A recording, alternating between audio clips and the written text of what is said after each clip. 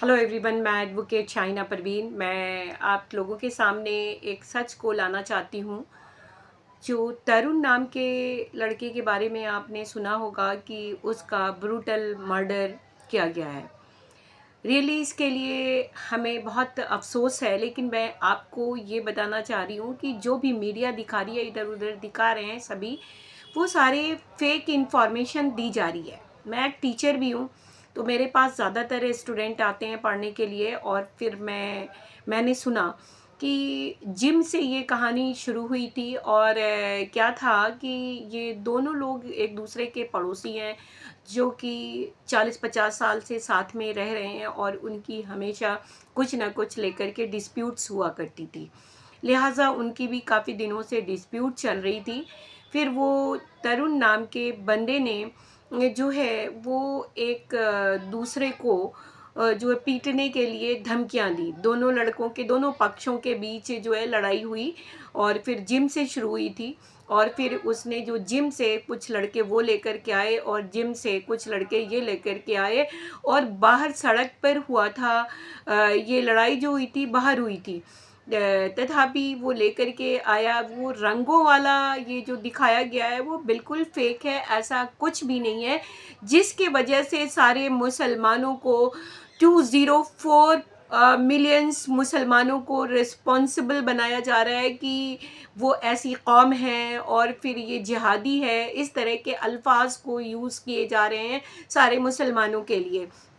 तो मैं उन हिंदू भाइयों से भी पूछती हूँ कि अभी तक जितने भी, जैसे कि जुनैद है और बहुत सारे मुस्लिम हैं, आमिर है जो गौरक्षा वालों ने उनको मारा था, ट्रक ड्राइवर को, क्या उन केस में भी आप सारे हिंदू भाइयों को रिस्पॉन्सिबल बना रहे हैं? तो बनाइए। आपके लिए ये भी एक ज़रूरी है कि इंसाफ सब के लिए एक इक्वल होना चाहिए। क्या ऐसा इंसाफ हो गया है कि जिस इंसाफ में आधी सच्चाई को छुपाई जा रही है?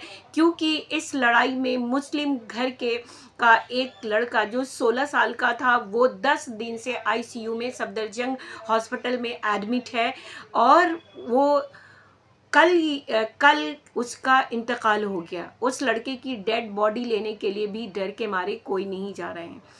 अब दूसरे 2 लड़के भी बहुत बुरी तरह से इंजर्ड हुए। इन सारी चीज़ों को हाइड करके ये दूसरा मुद्दा ज़बरदस्ती का उठाया जा रहा है कि रंग जो है खेला गया और रंग पड़ गए। ऐसे मुस्लिम्स कोई भी नैरो माइंडेड नहीं होते हैं। हम लोगों के मज़हब में और हम लोगों के अंदर इतना पेशेंस है, मुसलमानों के अंदर, कि वो जो है एक दूसरे की रिस्पेक्ट करना ही हम लोगों को सिखाया जाता है, और एक दूसरे के फेस्टिवल को रिस्पेक्ट देना, एक दूसरे के लिए जज्बा हो प्यार का, वो सिखाया जाता है। तो मुझे भी ये बात समझ में नहीं आ रही थी कि ये कैसे हो सकता है कि वो औरत कैसी थी कि एक बैलून के गिरने से वो इतनी एग्रेसिव हो जाती है कि वो लड़के मारने पीटने। तो मुझे भी बात समझ में नहीं आ रही थी, लेकिन ये बात जो है रिसेंटली इस बात को ऑफिशियल ने डिस्क्लोज़ किया है कि दोनों ग्रुप के बीच बहुत दिनों से लड़ाई झगड़े हो रहे थे, और दोनों ही बहुत ही एग्रेसिव हो रहे थे एक दूसरे के लिए। और ये आधे लड़के जिम से इनके आए, और आधे मुस्लिम्स के, दोनों एक मैदान में खड़े होकर के फाइट किया। और ये बताया जा रहा है कि अरुण लड़ाई झगड़े में, हाथापाई में, तरुण जो है एक ब्रिक्स पे गिरा, जिसके कारण उसका जो है ब्रेन हैमरेज हुआ और वो वहीं पे मर गया।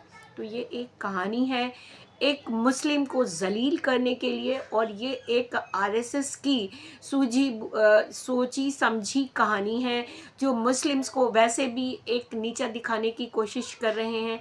उनका एक पॉलिटिकल इशू है, लेकिन जो हिंदू भाई हैं, मुस्लिम भाई हैं, आप इन सब चीज़ों की इंक्वायरी कीजिए और ये ख़ुद पता करिए कि आखिर चल क्या रहा है हमारे समाज में।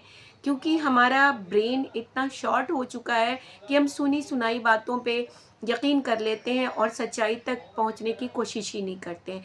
इसलिए मेरा फ़र्ज़ बनता है बीइंग एन एडवोकेट कि मैं आपको उस सच्चाई तक ले जाऊं और आपको सारी बातों से आगाह करूं। Thank you so much.